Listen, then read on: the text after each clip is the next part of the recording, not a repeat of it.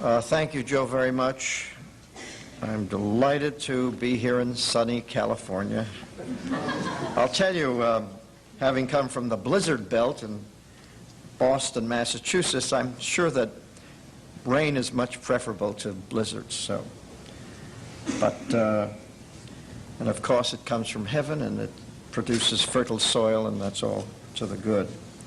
But I was reading in the newspaper today at breakfast that they've just had an election in Portugal. And the article mentioned that 20% of the people in Portugal are illiterate. I imagine most people would read that and say, 20% illiteracy in Portugal? Well, they're a backward country, aren't they? But would you believe this? Let me read you what the Boston Globe said about the illiteracy rate in Boston, Massachusetts, the Athens of America. On March 11th, 1984, the Boston Globe in an editorial stated, about 40% of the city's adult population is believed to be functionally illiterate. 40% of the population of Boston. So Portugal isn't doing badly, is it? As a matter of fact, there are probably many nations that have a higher literacy rate now than ours. And we must ask ourselves, you know, what is happening? Incidentally, there is a difference between simple illiteracy and functional illiteracy. A simple illiterate is someone who never went to school, never had an education. My mother never went to school. She was an immigrant from Europe, and she was an illiterate, and I know what that kind of illiteracy is. That's, you know, the written word is simply inaccessible to an illiterate. But a functional illiterate is someone who has spent as many as 10 to 12 years in school and comes out of it with a reading level so low that they cannot function in our society. As a matter of fact, there are so many of them now in America that we have various national initiatives to do something with this problem. For example, the other day I found this full-page ad in Business Week magazine. Shows a man with a little girl on his knee, and he's supposedly reading to her, and it says, to 27 million Americans, this scene is a fairy tale.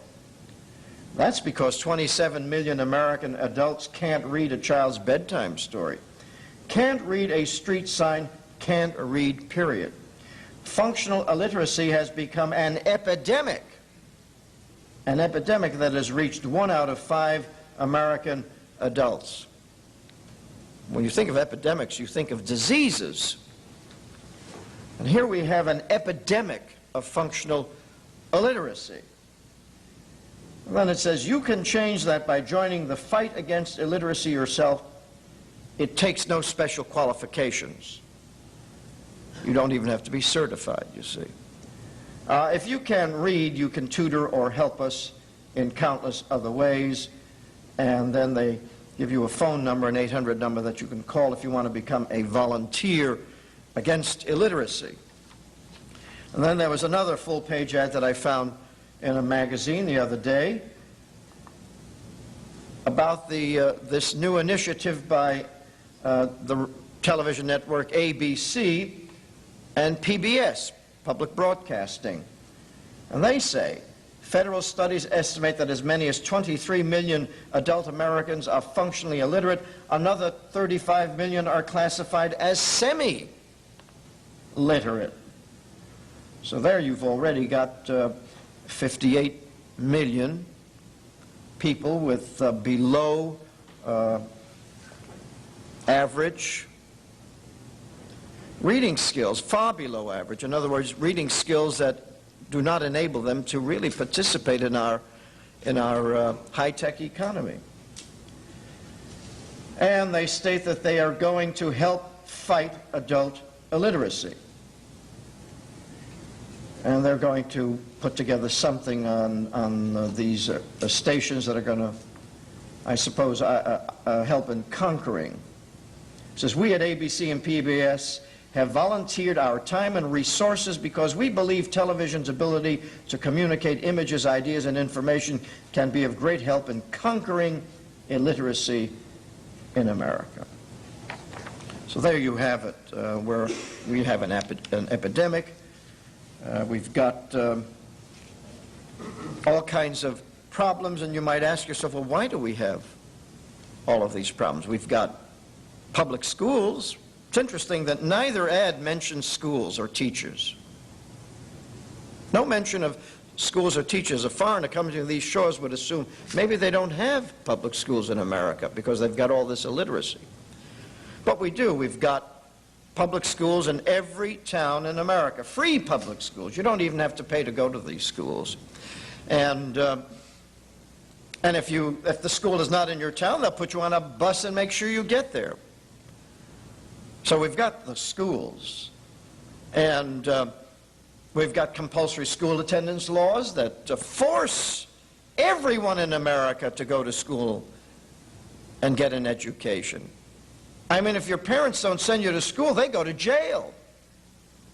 So everyone in America must go to school. It's incredible that there should be this many functional illiterates. And then we've got colleges of education that train our teachers. They are certified. They've got the Good Housekeeping seal of approval. They can't work in a government school unless they are certified. And then, of course, we've got professors of education sitting in graduate schools of education, teaching the teachers, giving out PhDs to everyone else. They're there. And then we have lots of educational research being done. As a matter of fact, more research has been done on the teaching of reading in this country in the last 10 years than probably in the whole of human history. Millions of dollars are being poured into these graduate schools of education, into these labs, education labs. We've got labs now, education labs, where they're trying to find out, you know, how to teach reading. They're still trying to find out how to do it. And, of course, we spend plenty of money on education, don't we? There's no lack of money. I think we spend a little more than Portugal does. As a matter of fact, the budget of the state of California devotes 50% of all of its monies. The state government of California, 50% of its revenues go for education. In some states, it's even higher. So you begin to wonder, what is the problem? Why are we producing so many functional illiterates? Well, if you ask around, ask the professors, ask the teachers, they tell you, you know what the problem is? There's something wrong with American children. Millions of children are being born with these learning defects. There's something wrong with them. They cannot learn. And that's the problem. That's the current wisdom. And if you don't believe it, let me read to you a couple of lines from an article that I recently found in Sky magazine. I do a lot of traveling by air, and Sky magazine is Delta Airlines' own publication. It's a nice, thick, slick magazine that's read by thousands of business executives who crisscross the country, and so they like to make sure that these executives know what's going on. And this lead article was entitled, Dealing with Dyslexia. You see, the reading problem is now called dyslexia. That's the medical term. They all believe now that it's a medical problem. There's nothing to do with education. It's like a disease. You heard, it's an epidemic, so it's a disease. And this is what they say about dyslexia. That it is one of the most misunderstood, misdiagnosed, and underestimated of the learning language disorders. In other words, it's something like AIDS. It's very mysterious. And then they give you a definition of dyslexia. A disorder manifested by difficulty in learning to read despite conventional instruction, adequate intelligence, and socio-cultural opportunity. And the author of this particular article ran across a lady by the name of Elizabeth Fleming, who has 5 dyslexic children. Well, when you have 5 dyslexic children, that makes you an authority on dyslexia, doesn't it? And so she's written a book on the subject. Wouldn't you, if you had 5 dyslexic children? And this is what Mrs. Fleming says about dyslexia. Quote, "I feel that dyslexia is a progressive hereditary trait, one that is increasing in the human population. More and more dyslexics are diagnosed every year. In the United States, an estimated 10% of the children entering kindergarten are being diagnosed dyslexic. It is a phenomenon that has been identified in more than 20 countries. In these days of growing anxiety that modern man may not be able to keep up with the information explosion and technological advances made during this century, I suggest that man need not fear. Perhaps hereditary dyslexics are the new breed of man, an evolutionary species that does not live in a world of up, down, right, left, but rather in the multidimensional or non-dimensional world of space. Can this be called the age of dyslexia?" Unquote. Poor Mrs. Fleming. So now we have a new evolutionary species. Something is happening with the genes, you see. We're getting mutations, genetic mutations. But you know, the interesting thing about these mutations is, in evolution, they teach you that things are supposed to get better and better. In other words, human beings should be getting smarter and smarter. But in this case, they're getting dumber and dumber. That doesn't make sense, according to evolution. And isn't it interesting that evolution has sort of bypassed the Soviet Union? It's only hit America, this new evolutionary species. It's only occurring in the United States and other English-speaking countries where they follow our lead.